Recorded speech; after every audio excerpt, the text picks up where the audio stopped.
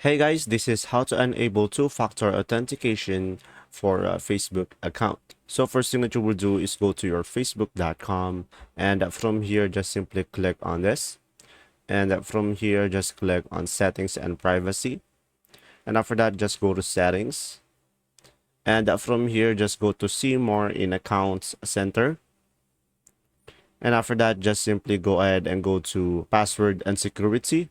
And from here on the login and recovery, you will see two-factor authentication. And after that, just simply select your account.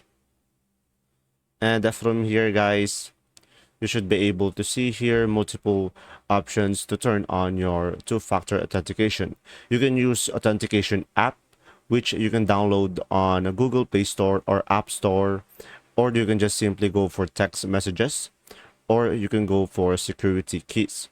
So each one of these will turn on your two-factor authentication. So when you choose a text message, a code will be sent to you, and then from there just simply provide the code and you'll be able to turn it on, or you can just go for authentication app. And once you click on next, you will have an instructions to set it up. And there you go. If this video was helpful, please like and subscribe, and thanks for watching.